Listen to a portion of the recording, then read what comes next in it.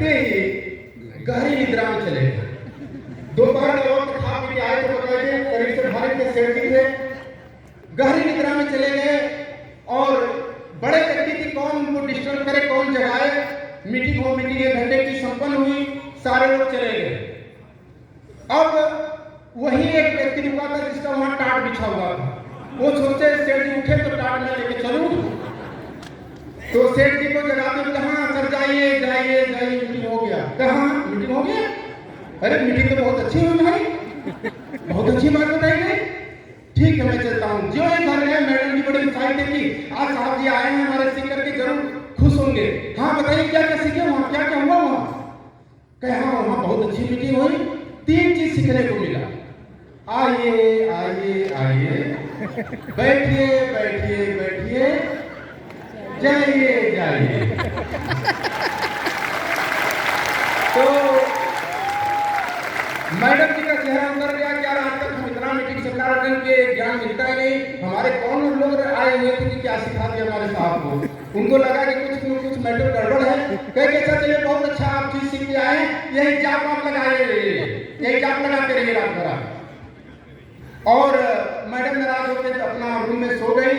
शाम का वक्त हुआ, सेठ जी दिन भर तो सो के ही आए थे, तो उनको निदा नहीं रही थी, अपना वो जाप लगाए हुए थे, आइए आइए बैठिए बैठिए, जाइए जाइए। और संयोग से साहब उसी समय मेरे घर में चोर की एंट्री हो गई।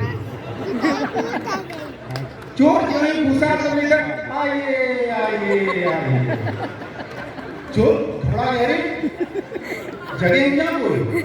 तब लग रहा बैठिए बैठिए बैठिए। अब लगा चोर को कि मुझे अब देख लिए, सचमुच वो भागना चाहा, त्यों ही कह रहे हैं कि जाइए जाइए जाइए। तो चोर को लगा कि अब मुझे पहचान भी गए, देख भी लिए, यदि मैं भाग गया तो काम गड़बड़ हो जाएगा, कल पुलिस थाना हो जाएगा, मैं जेल चला जाऊंगा। अब चलता हूँ साहब से मैं माफी मांग लेता हूँ।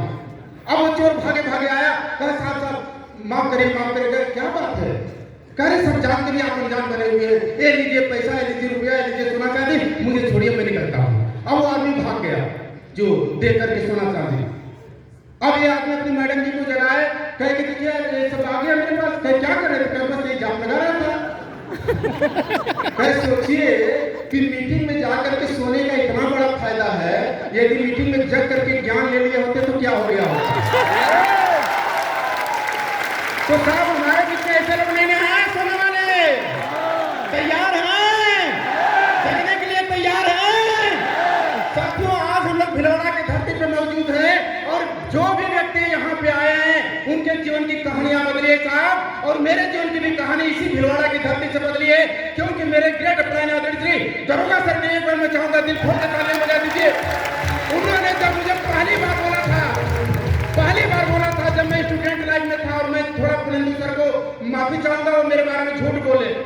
वो बोले आप तो मेडिकल क्षेत्र में मैं कंपाउंडर था, तो क्या नहीं थोड़ा आपका सम्मान वाला नाम ले लूंगा, मुझे ये मार बता दिए। नहीं मैं कंपाउंडर था साहब, 500 रुपए का मैं डॉक्टर साहब का कंपाउंडर था। लेकिन सर से जब मुलाकात हुई, तीनों ने बताया कि देखिए भाई 1 साल में 20,000 रुपये महीना पे जाना चाहते हैं तो आपको मैं जो बताऊंगा वो करना पड़ेगा। और इन्होंने मेरे को बताया कि आपको भिलवाड़ा करना पड़ेगा। सबसे पहले मैं पता किया कि वहां तक ट्रेन जाती है कि नहीं जाती है, क्योंकि सबसे ज्यादा डर मुझे लगता है बस पर बैठने में साहब। मैं बस पर नहीं बैठता हूं, उस समय और डरता था। तीनों ने कहा नहीं आप वादा किए 1 साल बाद 20,000 रुपया मिलना चाहिए, तो आपको भिलवाड़ा चलना ही पड़ेगा।